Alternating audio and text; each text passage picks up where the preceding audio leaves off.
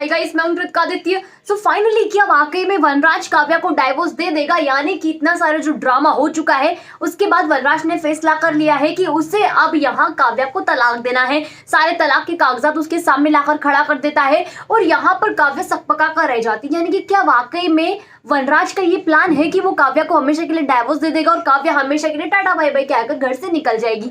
कि सारी चीजें होंगी या फिर वनराज का कोई और ही नया प्लान है, वो उसके दिमाग में कुछ और ही नई खिचड़ी चल रही है, क्या कुछ है? और साथ ही में वनराज के अलावा यहाँ पर अनुज जो है आगे आने वाले दिनों में किस तरीके से अनुपमा की मुश्किलें बढ़ाने वाला है, साथ ही में अनुपमा को उसके सोए हुए प्यार को जगाने के लिए मजबूर कर देगा। क्या कुछ होगा आगे आने वाली कहानी की पूरी जानकारी आज की इस वीडियो में आपके लिए लेकर आई हूँ। अगर आपने अभी तक चैनल को सब्सक्राइब नहीं किया, फटाफट से जाइए चैनल को सब्सक्राइब कर दीजिए। आप देखोगे कि काव्या यहाँ पर फिर से जल भून जाती है, यानी कि एक बार फिर से अनुपमा की बेइज्जती करने के बारे में सोच लेती है और बेइज्जती करने के बारे में सोचती है क्या है, यहाँ पर पूरी तरीके से बेइज्जती कर ही देती है। लेकिन अनुपमा की कोई बेइज्जती कर सकता है क्या? इम्पॉसिबल है। यहाँ अनुपमा उल्टा जवाब उसे दे दे, यानी कि अनुपमा यहाँ पर फिर से उल्टा जवाब काव्या को दे देती है और काव्या इस बार उसकी बोलती हमेशा के लिए बंद कराती है। ये सारा ड्रामा हो गया। लेकिन अब काव्या रानी जैसे ही अनुपमा के साथ बाहर आती है तब वनराज का ड्रामा फिर से शुरू हो जाता है और वनराज एक बार फिर से काव्या के लिए नई मुसीबतें क्रिएट कर देता है। यानी कि वनराज बहुत पहुंचा हुआ खिलाड़ी। आपको लग रहा था ना कि वनराज इतना सियाना है, इतने आराम से बैठा हुआ है,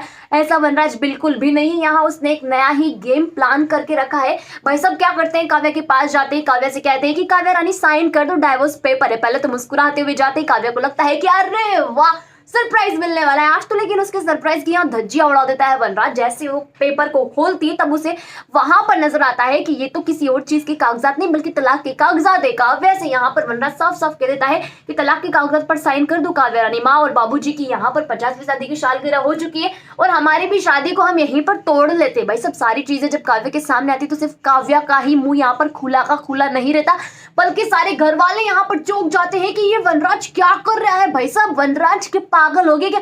पीएचडी करेगा कि तो यहाँ पर शादियां तोड़ने में। भाई साहब एक के बाद एक नई शादियां तोड़ता ही जा रहा है, तोड़ते जी क्या चाहता क्या है ये?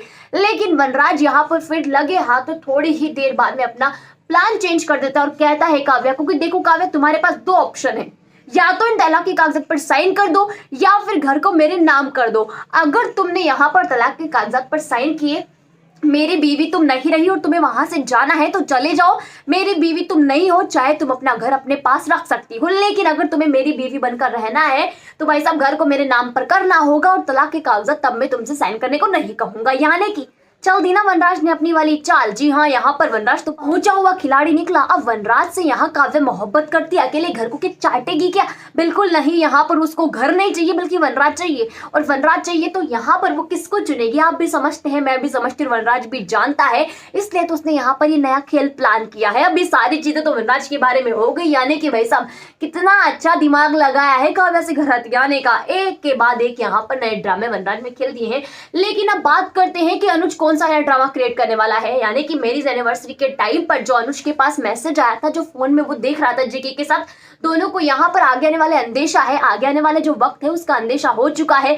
लेकिन भाई साहब अनुपमा से सारी चीजें छुपाई जा रही है। अब यहाँ पर एक राज की बात है जो अनुपमा को नहीं बताई जा रही, और ये राज की बात यहाँ पर अनुज से जुड़ी हुई है। कुछ ऐसी चीज जो यहाँ पर काफी वक्त पहले अनुज की जिंदगी में थी, अब तक यहाँ वो हमेशा के लिए गायब थी। कोई एक ऐसा पर्सन है जिसकी एंट्री अनुज की लाइफ में होने वाली है, और इतने टाइम बाद जैसे अनुज उसके बारे में उसका मैसेज पढ़ता है अपने फोन में, तब अनुज यहाँ पर चौंक जाता है कि हालांकि इतने अलग टाइम से, इतने दिनों के बाद इस पर्सन को मेरी याद कैसे आ गई। तो ये सारी चीजें हो गई और कुछ वक्त के लिए अनुज यहाँ पर शो से गायब भी होने वाला है। यानी कि कुछ वक्त के लिए अनुज जो है नहीं दिखाया जाएगा, पूरी तरीके से गायब हो जाएगा ऐसा नहीं कह सकते। यानी कि थोड़े वक्त के लिए अनुज गायब हो जाएगा, 1-2 दिन यहाँ पर अनुज नहीं दिखाया जाएगा। उसके बाद अनुपमा परेशान हो जाएगी, इसको कॉल करने की कोशिश करेगी, समझाने की कोशिश करेगी कि आखिरकार गया कहाँ, लेकिन कोई सुराग नहीं लगता। फिर यहाँ पर अचानक से अनुज की एंट्री होती है, जिसके बाद अनुपमा अनुज को हमेशा के लिए कसकर पकड़ लेती और अपने प्यार का इजहार भी कर देती है। आप कह सकते हो कि मेकर्स ने ये तड़का सिर्फ इसलिए लगाया ताकि अनुपमा का सोया हुआ प्यार जाग जाए, उसे पता चल जाए कि अनुज के अलावा उसकी जिंदगी में किसी की एंट्री नहीं है। जो लोग ये सोच रहे हैं ना कि वनराज और अनुपमा का फिर से पैचअप ना हो जाए, वो दोनों एक नहीं हो जाए, तो मैं उनको बता दूं कि बिल्कुल ऐसा नहीं हो सकता। अनुपमा के दिल में अनुज के लिए, यानी कि अनुज के लिए उसका प्यार है, लेकिन वनराज के लिए कोई भी हमदर्दी नहीं है। तो वनराज तो भाई साहब आज आए ना कल आए, कभी अनुपमा की जिंदगी में एंट्री नहीं मार सकता। आप समझ सकते हो, सिर्फ और सिर्फ अनुज को मोहब्बत करती है और अनुज से ही प्यार करने वाली है और उसका खुलासा भी थोड़े ही दिनों बाद आपको हो जाएगा। तो ये सारी चीजें होंगी।